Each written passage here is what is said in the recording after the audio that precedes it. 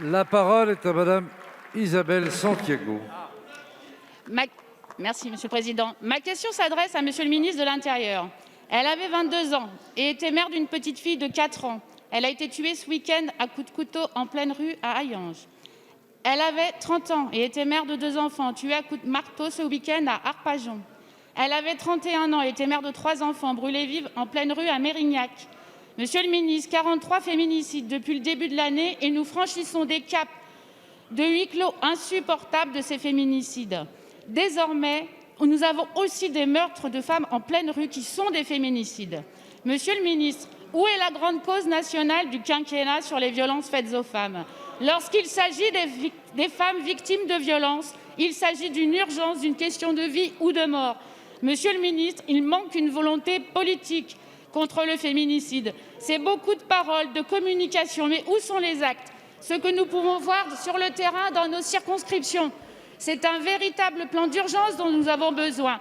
J'ai eu l'occasion de vous le dire par courrier lors d'un féminicide l'année passée en Val-de-Marne. Les associations vous le réclament et je le soutiens. Il nous faut un plan, un budget transversal aux politiques publiques qui a été estimé à 1 milliard d'euros et l'arrêt de votre plan de fermeture des commissariats la nuit. Réfléchir à la mise en place, comme l'a fait l'Espagne il y a déjà 15 ans, à des tribunaux dédiés aux violences conjugales.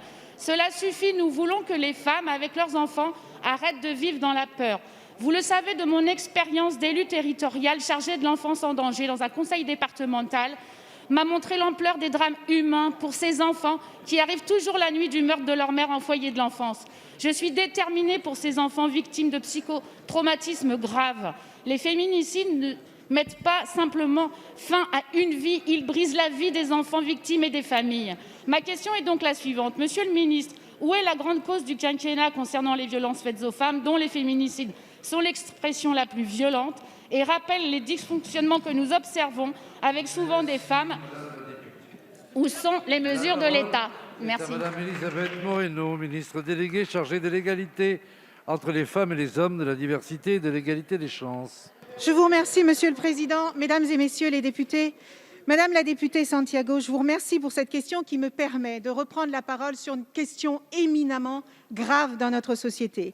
Parler des violences sexistes et sexuelles, c'est arrêter de nier leur existence. Et le moins qu'on puisse dire, c'est que depuis que le président de la République a décidé que cette cause serait la grande cause du quinquennat, jamais nous n'avons autant parlé des violences faites aux femmes, qu'on l'accepte ou non. Je voudrais savoir comment est-ce que nous, aujourd'hui, ces sujets font la une des médias. Pourquoi? Parce que toute la société est sensibilisée à cette question. Je le disais tout à l'heure, 4 lois ont été votées en 3 ans pour protéger ces femmes. Vous parliez tout à l'heure de budget, Madame la députée. Ce ministère qui est le mien aujourd'hui a obtenu 40% d'augmentation de son budget pour lutter contre les violences. Vous parlez des enfants, évidemment qu'il faut s'occuper des enfants. Nous soutenons aujourd'hui des associations qui prennent en charge les enfants lorsqu'ils sont malheureusement victimes de ces violences parce qu'elles ne concernent pas toujours que les adultes. Et oui, Madame la députée, il est temps que nous écoutions les victimes. C'est ce que fait ce gouvernement depuis 2017. C'est comme je l'ai rappelé tout à l'heure, l'esprit du Grenelle des violences conjugales. 46 mesures, 56 mesures qui ont été mises en place. Nous avons multiplié par 60% le nombre de places d'hébergement pour accueillir ces femmes en urgence. Pardon, mais que n'avons-nous fait qui n'a pas été fait auparavant? Reconnaissez-le, sinon jamais on ne s'en sortira. Cette question des fléaux, elle concerne l'entièreté de notre pays. Le ministère de l'Intérieur, le ministère de la Justice, le ministère de l'Éducation, c'est toute une égalité qu'il faut remettre au sein de notre société et nous n'y arriverons pas seuls. Merci, Madame la députée.